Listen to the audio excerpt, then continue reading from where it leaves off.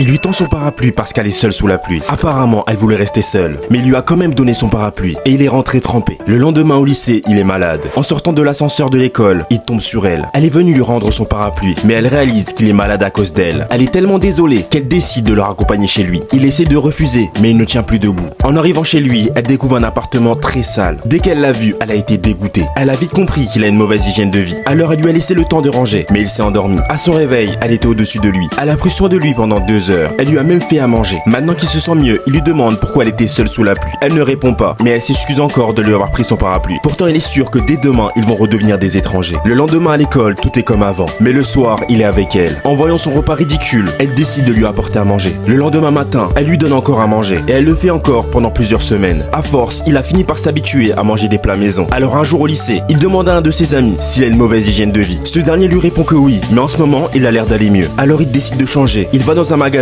pour s'acheter des aliments sains. Là-bas, il la revoit. Elle est partie faire des courses pour lui faire à manger.